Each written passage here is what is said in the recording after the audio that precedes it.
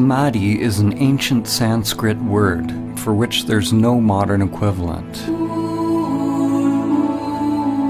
There's a fundamental challenge with making a film about samadhi. Samadhi points to something that can't be conveyed on the level of mind.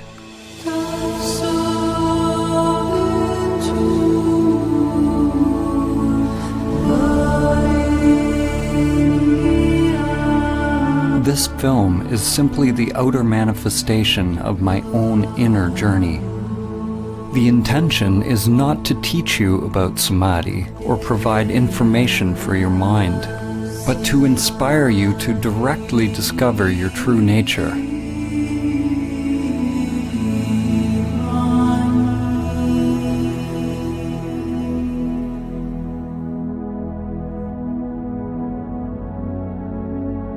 Samadhi is relevant now more than ever. We are at a time in history where we have not only forgotten samadhi, but we've forgotten what we forgot.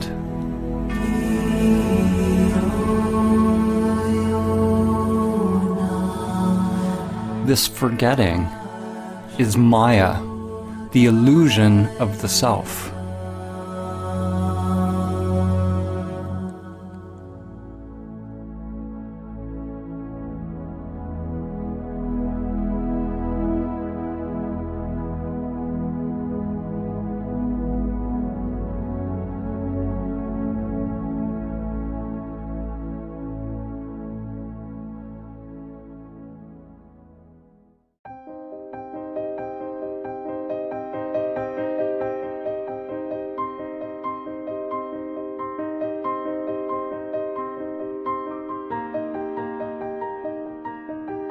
As humans, most of us live immersed in our daily lives, with little thought of who we are, why we are here, or where we're going.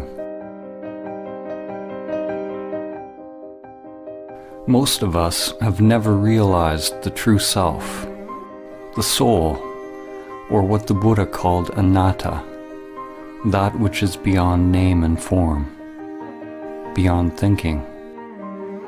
As a result, we believe we are these limited bodies.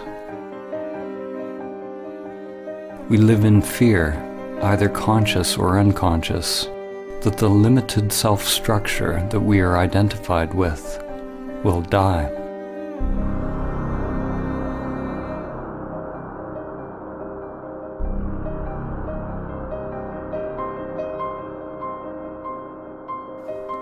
In today's world, the vast majority of people who are engaged in religious or spiritual practices, such as yoga, prayer, meditation, chanting, or any kind of ritual, are practicing techniques which are conditioned, which means they are just part of the ego construct.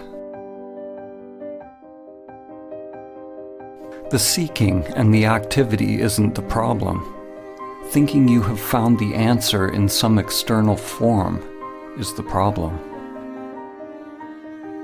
Spirituality, in its most common form, is no different than the pathological thinking that is going on everywhere. It is a further agitation of the mind, more human doing as opposed to human being. The ego construct wants more money, more power, more love, more of everything. Those on the so-called spiritual path desire to be more spiritual, more awake, more equanimous, more peaceful, more enlightened. The danger for you watching this film is that your mind will want to acquire samadhi. Even more dangerous is that your mind might think it has acquired samadhi. Whenever there's a desire to attain something, you can be sure it's the ego construct at work. Samadhi is not about attaining or adding something more to yourself.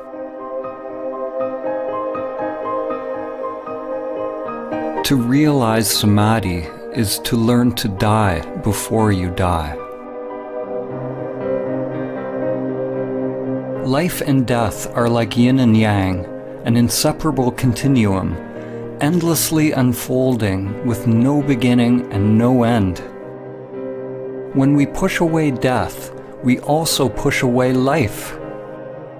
When you experience the truth directly of who you are, there's no longer any fear of life or death. We're told who we are by our society and our culture. And at the same time, we're slaves to the deeper unconscious biological craving and aversion that governs our choices.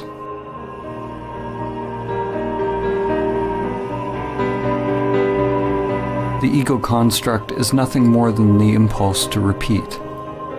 It's simply the path that energy once took, and the tendency for the energy to take that path again, whether it is positive or negative for the organism.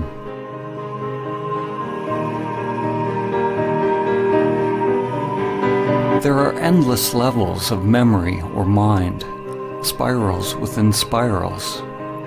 When your consciousness identifies with this mind or ego construct, it ties you to social conditioning, which you could call the matrix.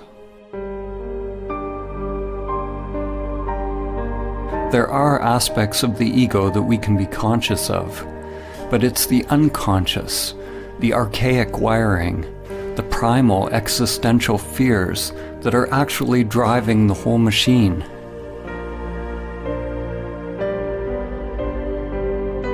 Endless patterns of grasping towards pleasure and avoidance of pain are sublimated into pathological behaviors. Our work, our relationships, our beliefs, our very thoughts, and our whole way of living. Like cattle, most humans live and die in passive subjugation, feeding their lives to the matrix.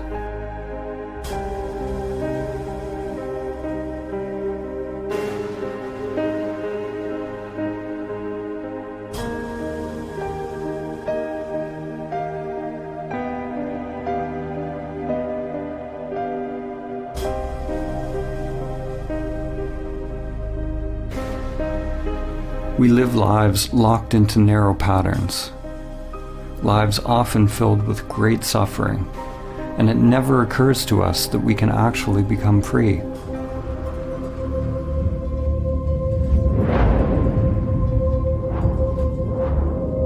It is possible to let go of the life that has been inherited from the past, to live the one that is waiting to come forth through the inner world.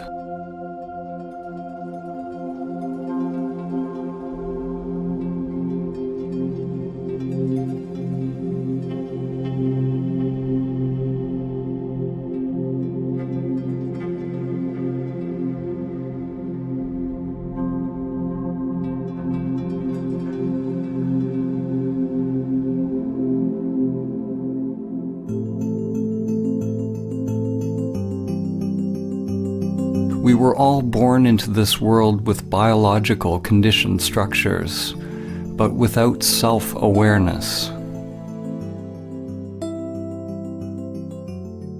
Often, when you look into a young child's eyes, there's no trace of self, only luminous emptiness.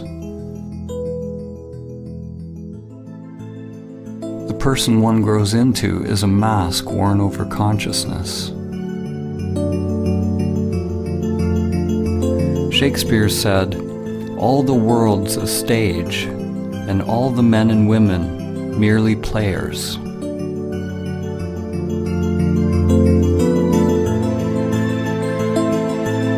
In an awakened individual, consciousness shines through the personality, through the mask. When you are awake, you don't become identified with your character. You don't believe that you are the masks that you are wearing. But nor do you give up playing a role.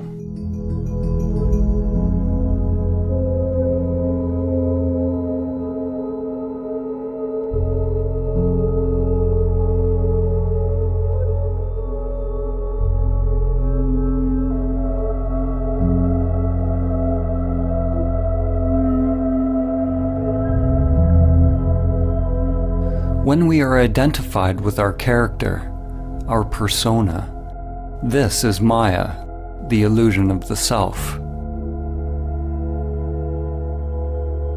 Samadhi is awakening from the dream of your character in the play of life.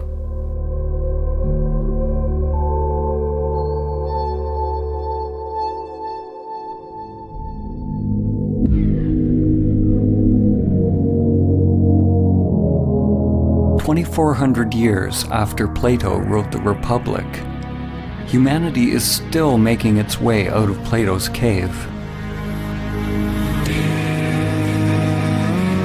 In fact, we may be more transfixed by illusions than ever.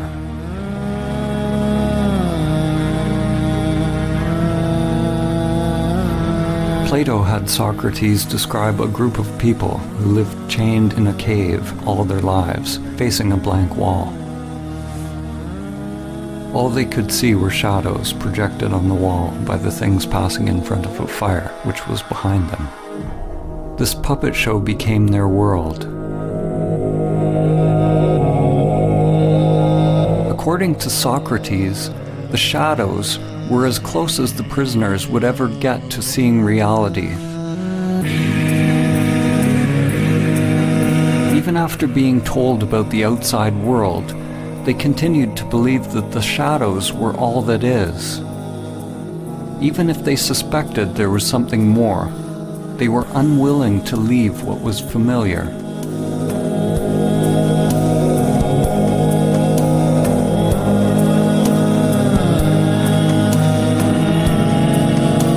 Humanity today is like the people who have only seen the shadows on the cave wall.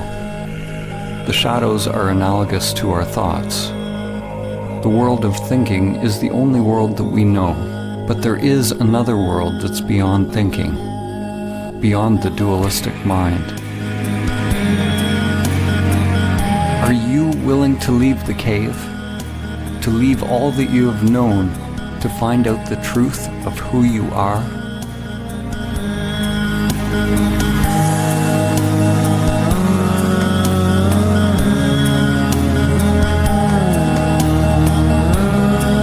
In order to experience samadhi, it's necessary to turn attention away from the shadows, away from the thoughts, towards the light. When a person is only used to darkness, then they must gradually become accustomed to the light.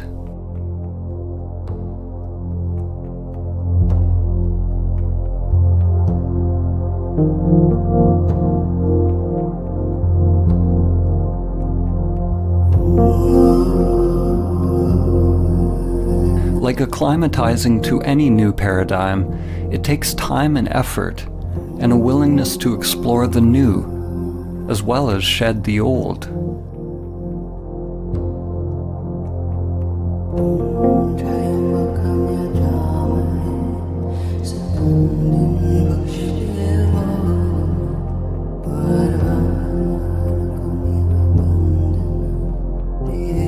The mind can be likened to a trap for consciousness, a labyrinth or a prison.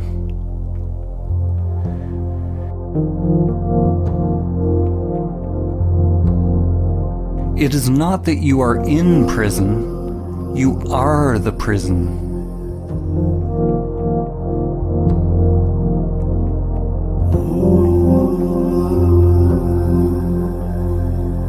The prison is an illusion. If you are identified with an illusory self, then you are asleep. Once you are aware of the prison, if you fight to get out of the illusion, then you're treating the illusion as if it's real, and you still remain asleep. Except now the dream becomes a nightmare. You'll be chasing and running from shadows forever.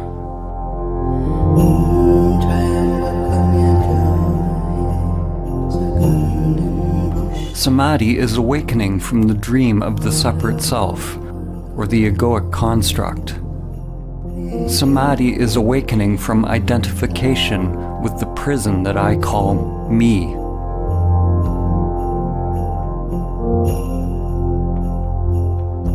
You can never actually be free because wherever you go, your prison is there. Awakening is not about getting rid of the mind or the matrix. On the contrary, when you're not identified with it, then you can experience the play of life more fully, enjoying the show as it is, without craving or fear. In the ancient teachings, this was called the divine game of Leela, the game of playing in duality.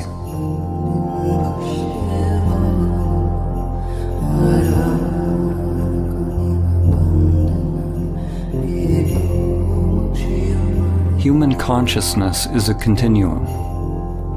On one extreme, humans are identified with the material self. On the other extreme is samadhi, the cessation of self. Every step we take on the continuum towards samadhi brings less suffering. Less suffering does not mean life is free from pain. Samadhi is beyond the duality of pain and pleasure. What it means is that there is less mind, less self creating resistance to whatever unfolds. And that resistance is what creates suffering.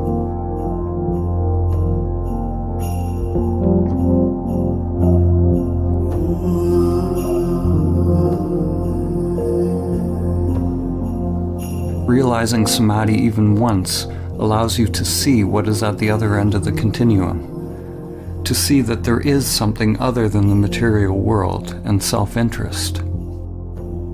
When there is an actual cessation of the self-structure in samadhi, there is no egoic thought, no self, no duality, yet there is still the I am, anatta, or no self.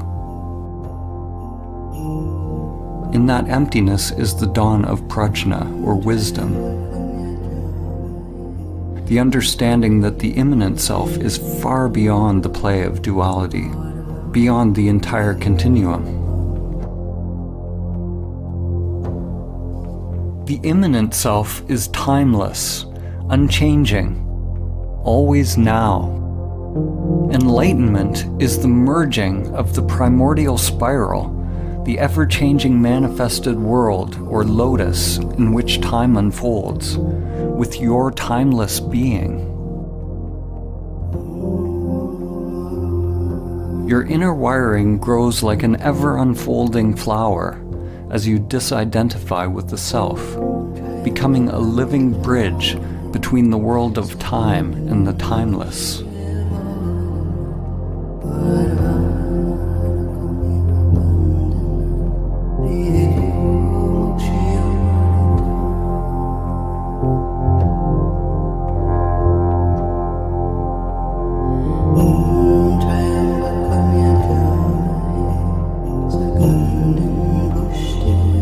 Merely realizing the immanent self is only the beginning of one's path.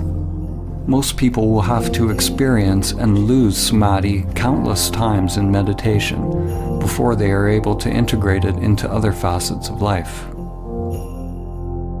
It's not unusual to have profound insights into the nature of your being during meditation or self-inquiry, only to find yourself once again falling back into old patterns, forgetting the truth of who you are.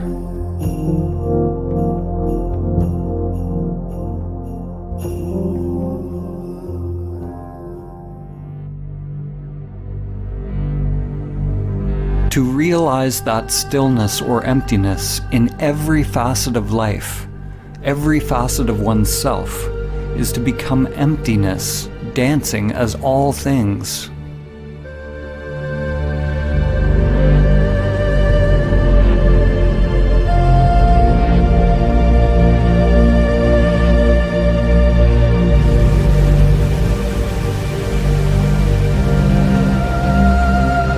Stillness is not something separate from movement. It is not opposite to movement. In samadhi, stillness is recognized to be identical with movement. Form is identical to emptiness. This is nonsensical to the mind, because mind is the coming into being of duality.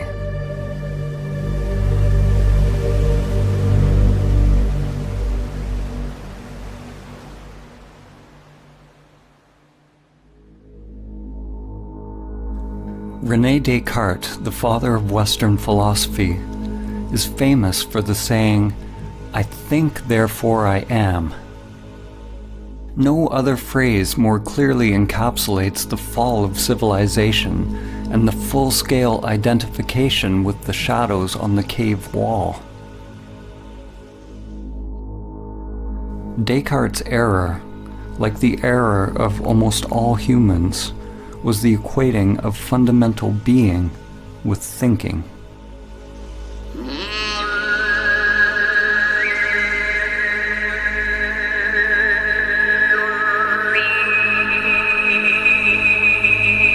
At the beginning of his most famous treatise, Descartes wrote that almost everything can be called into doubt.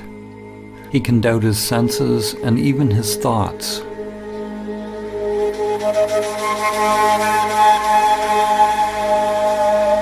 Likewise, in the Kalama Sutra, the Buddha said that in order to ascertain the truth, one must doubt all traditions, scriptures, teachings, and all the content of one's mind and senses. Both of these men started with great skepticism, but the difference was that Descartes stopped inquiring at the level of thinking, while the Buddha went deeper. He penetrated beyond the deepest levels of the mind. Maybe, if Descartes had gone beyond his thinking mind, he would have realized his true nature, and Western consciousness would be very different today.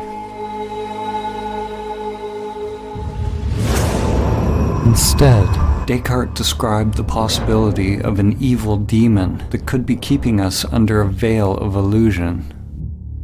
Descartes did not recognize this evil demon for what it was.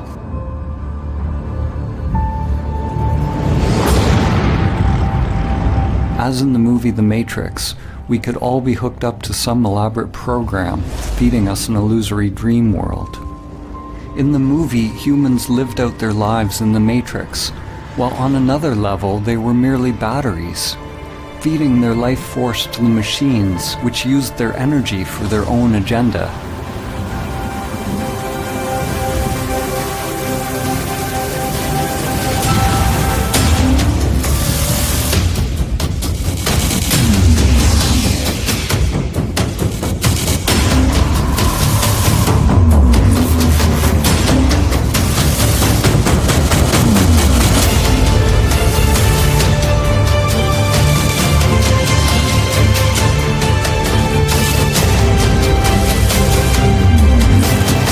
People always want to blame something outside themselves for the state of the world or for their own unhappiness, whether it's a person, a particular group or country, religion, or some kind of controlling Illuminati, like Descartes' evil demon or the sentient machines in the Matrix.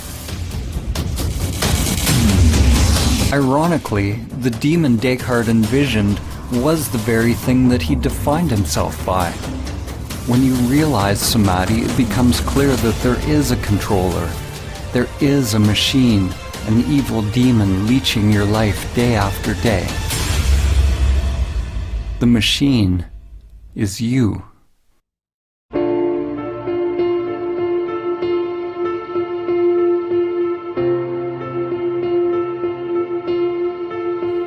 Your self-structure is made up of many little conditioned subprograms, or little bosses. One little boss that craves food, another craves money, another status, position, power,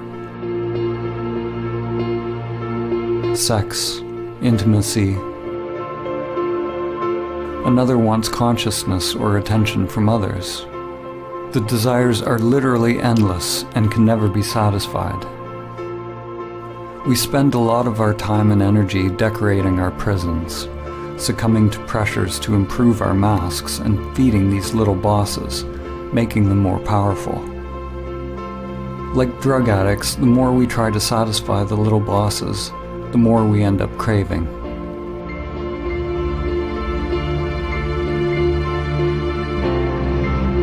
The path to freedom is not self-improvement, or somehow satisfying the self's agenda, but it's a dropping of the self's agenda altogether.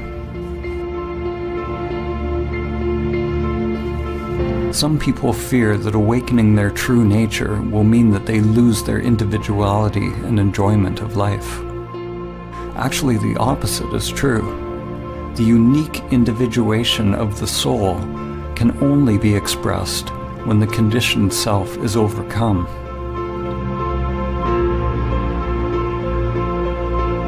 Because we remain asleep in the matrix, most of us never find out what the soul actually wants to express.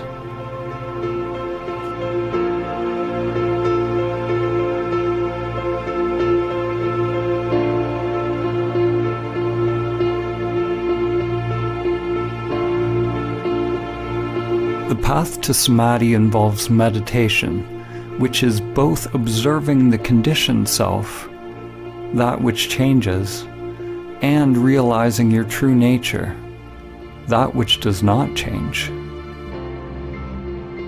When you come to your still point, the source of your being, then you await further instructions without any insistence on how your outer world has to change. Not my will, but higher will be done.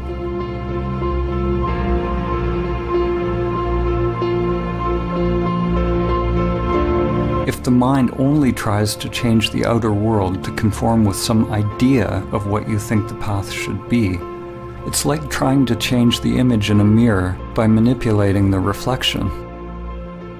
To make the image in a mirror smile, you obviously can't manipulate the reflection.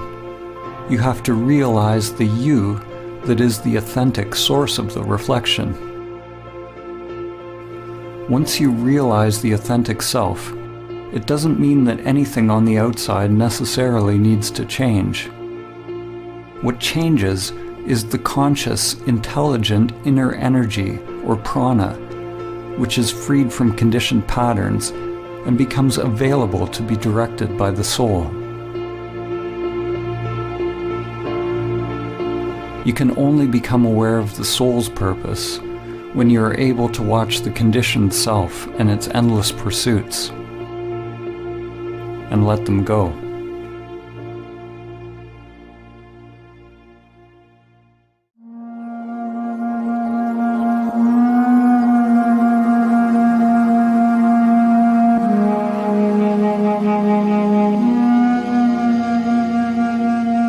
In Greek mythology, it was said that the gods condemned Sisyphus to repeat a meaningless task for all eternity.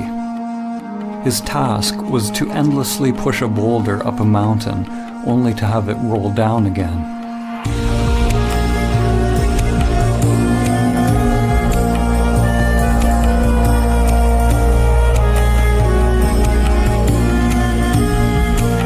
The French existentialist and Nobel Prize-winning author, Albert Camus, saw the situation of Sisyphus as a metaphor for humanity. He asked the question, how can we find meaning in this absurd existence?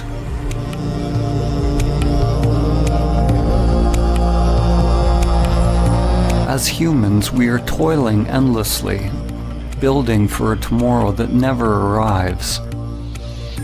And then we die.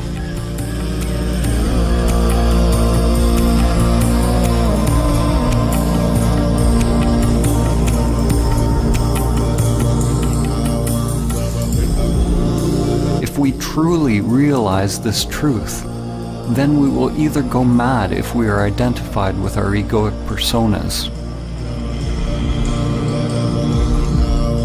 or we will awaken and become free.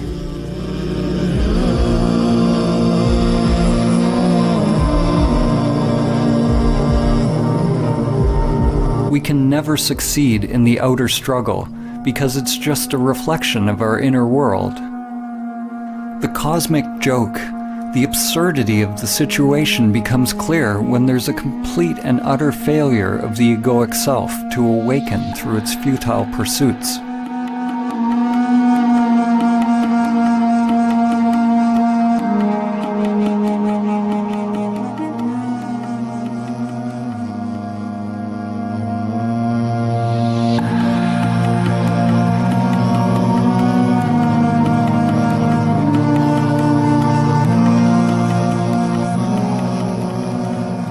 In Zen, there is a saying, before enlightenment, chop wood, carry water.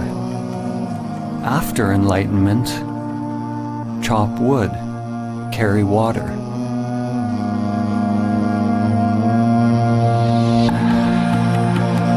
Before enlightenment, one must roll the ball up the hill. After enlightenment, one must also roll the ball up the hill. What has changed? The inner resistance to what is.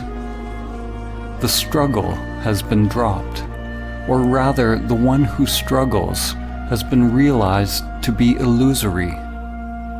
The individual will, or individual mind, and divine will, or higher mind, are aligned.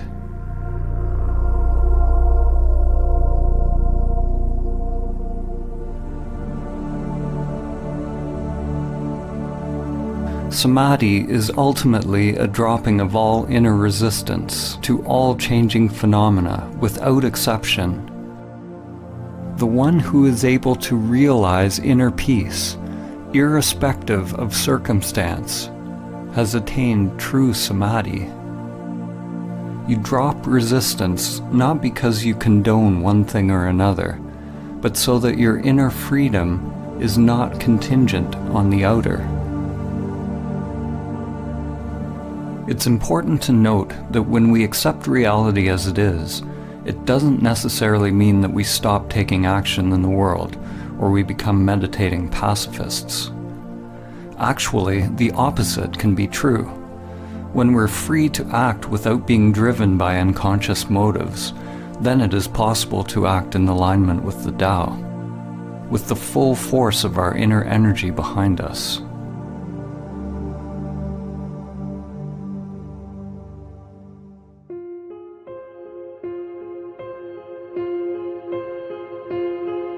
Many will argue that in order to change the world and bring about peace, we need to fight harder against our perceived enemies. Fighting for peace is like shouting for silence. It just creates more of what you don't want. These days there's a war against everything. A war against terror, a war against disease, a war against hunger. Every war is actually a war against ourselves.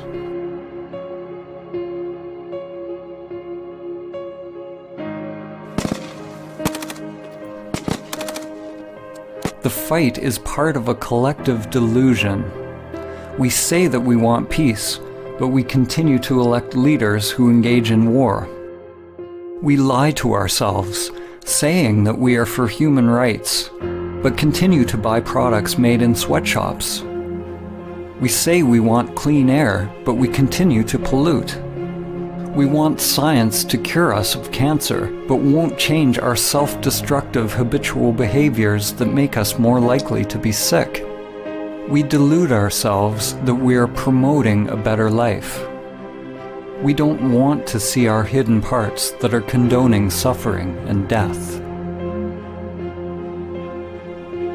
The belief that we can win a war against cancer, hunger, terror, or any enemy that was created by our own thinking and behavior actually lets us continue to delude ourselves that we don't have to change the way we operate on this planet. The inner world is where the revolution must first take place. Only when we can directly feel the spiral of life within will the outer world come into alignment with the Tao. Until then, Anything we do will add to the chaos already created by the mind. War and peace arise together in an endless dance. They are one continuum. One half cannot exist without the other.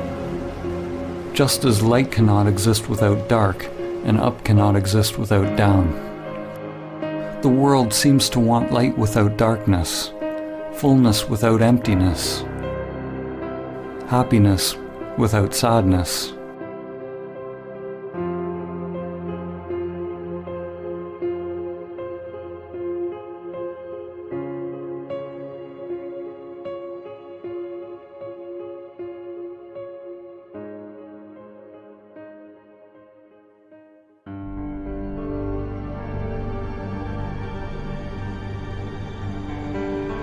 The more the mind gets involved, the more fragmented the world becomes.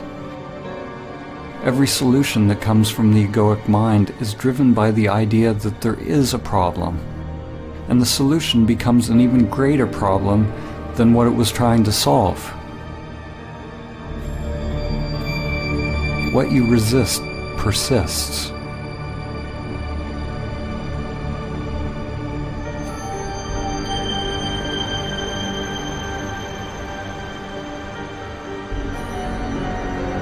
Human ingenuity creates new antibiotics, only to find nature getting more cunning as bacteria get stronger.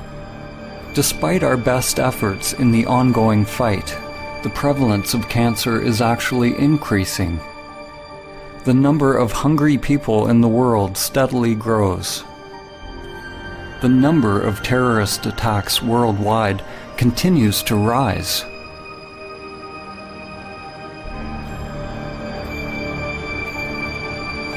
What's wrong with our approach? Like the sorcerer's apprentice from Goethe's poem, we have taken hold of a great power, but we do not have the wisdom to wield it.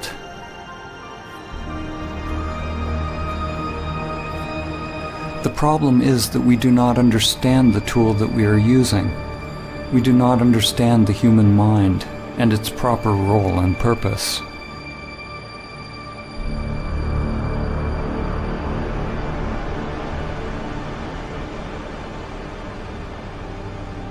The crisis is born of the limited, conditioned way in which we think, the way we feel and experience life.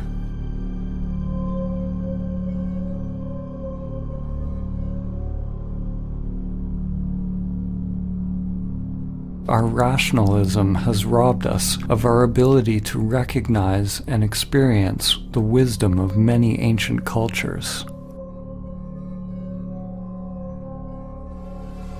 Our egoic thinking has robbed us of the ability to feel the depth and profound sacredness of life, the numinosity of life, and to realize entirely different levels of consciousness, which are now almost lost to humanity.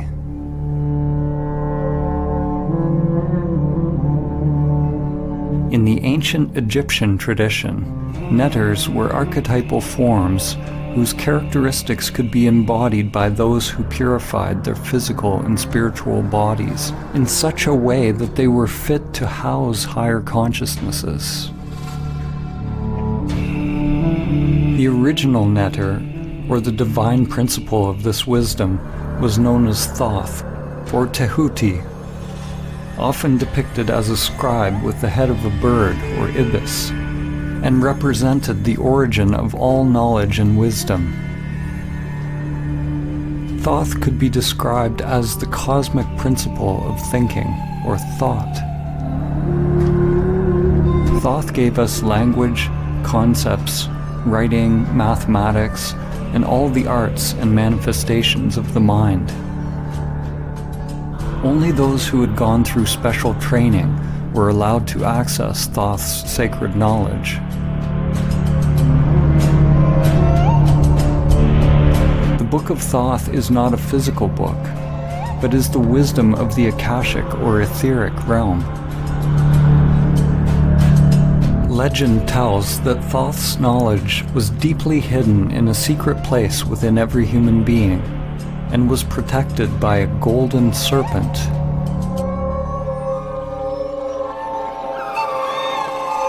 The archetypal or perennial myth of the serpent or dragon guarding a treasure is one that permeates many cultures and has been called by names such as Kundalini Shakti, Chi, Holy Spirit, and inner energy. The golden serpent is the egoic construct which is bound in the inner energies, and until it's mastered and overcome, the soul will never be able to attain the true wisdom. It was said that the Book of Thoth brought nothing but suffering to any individual who read it, even though they would find the secrets of the gods themselves and all that is hidden within the stars. What must be understood is that the book brought suffering to any individual who read it, any ego that tried to control it. In the Egyptian tradition, awakened consciousness was represented by Osiris. Without this awakened consciousness, any knowledge or understanding attained by the limited self would be dangerous, disconnected from higher wisdom. The Eye of Horus had to be open. The esoteric meaning that we find here is similar to the more familiar story of the fall in the Garden of Eden. The Book of Thoth parallels the tree of knowledge of good and evil, whose fruit Adam and Eve were tempted to eat.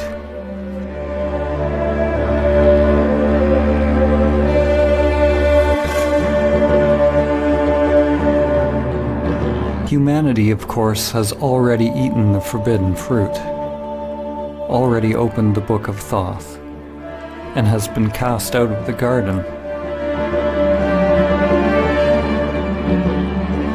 The serpent is a metaphor for the primordial spiral that extends from the microcosm to the macrocosm.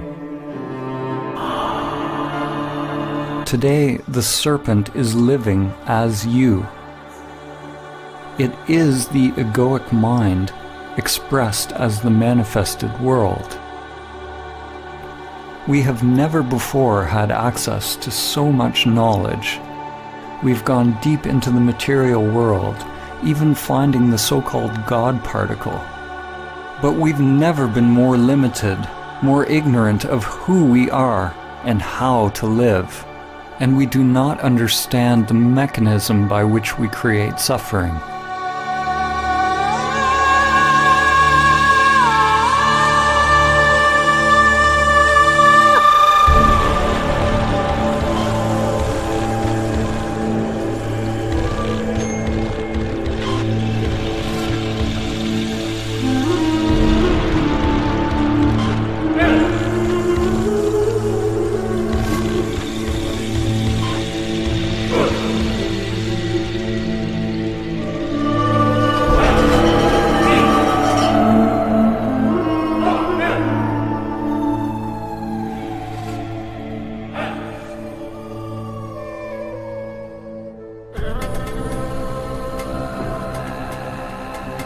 Our thinking has created the world as it is now.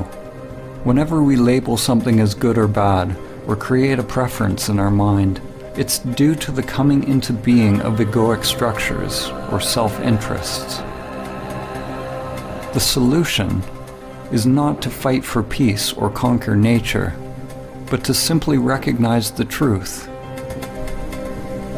that the very existence of the ego structure creates duality, a split between self and other, mine and yours, man and nature, inner and outer. The ego is violence. It requires a barrier, a boundary from the other in order to be. Without the ego, there's no war against anything. There's no hubris. There's no overreaching nature to create profit. These external crises in our world reflect a serious inner crisis. We don't know who we are. We are completely identified with our egoic identities, consumed by fears, and are cut off from our true nature. Races, religions, countries, political affiliations, and any group that we belong to all reinforce our egoic identities. Almost every group that exists on the planet today wants to claim its perspective as true and correct, as we do on an individual level. By claiming the truth as its own, the group perpetuates its own existence, in the same way that an ego or self-structure defines itself against other. Now, more than ever, different realities and polarized belief systems are coexisting on Earth. It is possible for different people to experience completely different thoughts and emotional reactions to the very same external phenomena. In the same way, samsara and nirvana, or heaven and hell, are two different dimensions occupying the very same world. An event that may appear apocalyptic to one person could be seen as a blessing to another. So what is becoming obvious is that your external circumstances don't have to affect your inner world in any particular way. To realize samadhi is to become a self-propelled wheel, to become autonomous, a universe unto oneself. Your experience of life is not contingent on changing phenomena. An analogy can be made with Metatron's cube. Metatron is mentioned in various ancient Christian, Islamic, and Jewish texts, and is archetypally related to the Egyptian Neter Thoth, as well as Hermes Trismegistus of Greece. Metatron is intimately connected with the Tetragrammaton. The Tetragrammaton is the fundamental geometric pattern, the template or primordial emanation of physical reality, which has been called the Word of God or the Logos.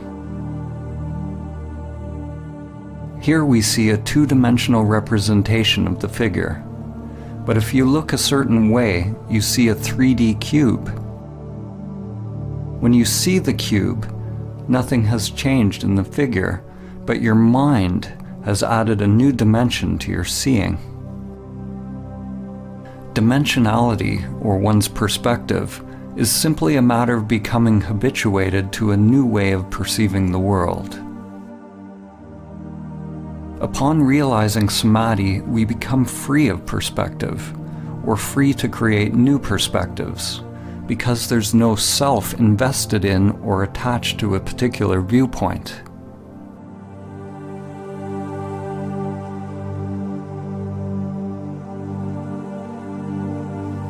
The greatest minds in human history have often pointed to levels of thought beyond the limited self-structure. Einstein said, "The true measure of a human being is determined primarily by the measure and sense in which he has attained liberation from the self."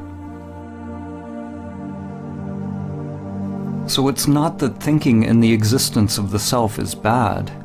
Thinking is a wonderful tool when the mind is in service to the heart. In Vedanta, it is said that the mind makes a good servant, but a poor master.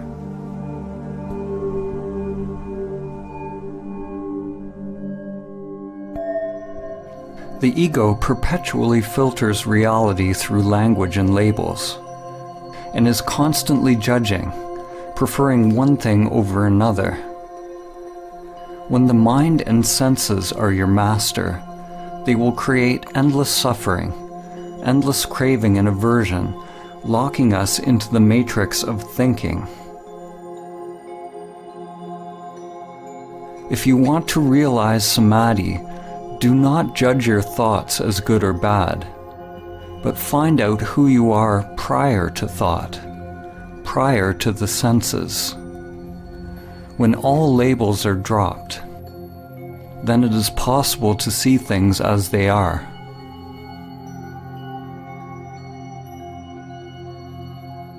The moment a child is told what a bird is, if they believe what they're told, then they never see a bird again.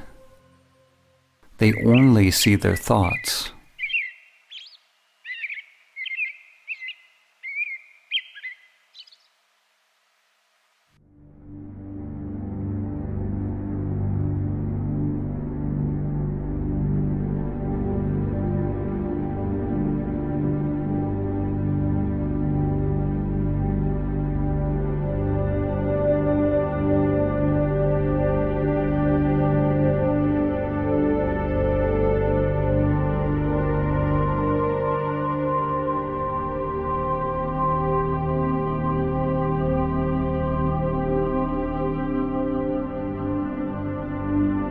Most people think that they are free, conscious, and awake. But if you believe you are already awake, then why would you do the difficult work to attain what you believe you already have? Before it becomes possible to awaken, it is necessary to accept that you are asleep, living in the matrix. Examine your life honestly without lying to yourself. Are you able to stop your robotic, repetitive life patterns if you want to? Can you stop seeking pleasure and avoiding pain? Are you addicted to certain foods, activities, or pastimes? Are you constantly judging, blaming, criticizing yourself and others? Does your mind incessantly seek out stimulus, or are you completely fulfilled just being in silence? Do you react to how people think about you? Are you seeking approval and positive reinforcement? Do you somehow sabotage situations in your life? Most people will experience their lives the same way today as they will tomorrow, and a year from now, and 10 years from now. When you begin to observe your robot-like nature, you become more awake. You begin to recognize the depth of the problem. You are completely and utterly asleep, lost in a dream. Like the inhabitants of Plato's cave, most who hear this truth will not be willing or capable of changing their lives because they are attached to their familiar patterns. We go to great lengths justifying our patterns, burying our heads in the sand rather than facing the truth. We want our saviors, but we are not willing to get up on the cross ourselves. What are you willing to pay to be free? Realize that if you change your inner world, you must be prepared to change the outer life. Your old structure and your old identity must become the dead soil out of which new growth comes.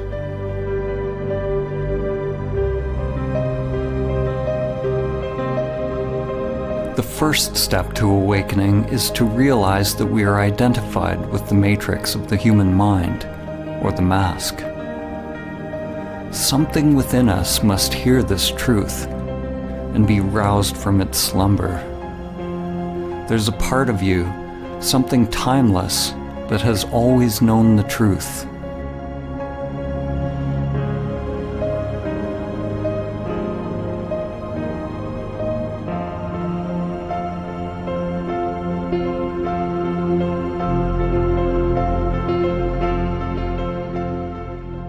The matrix of the mind distracts us, entertains us, keeps us endlessly doing, consuming, grasping, in a cycle of craving and aversion with constantly changing forms, keeping us from the flowering of our consciousness, our evolutionary birthright, which is samadhi. Pathological thinking is what passes for normal life.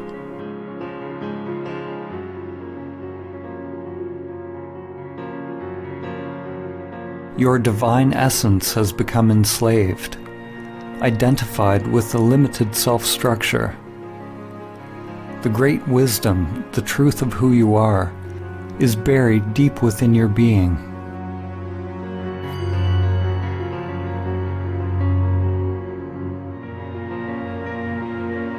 J. Krishnamurti said, "It is no measure of one's health to be well adjusted to a profoundly sick society."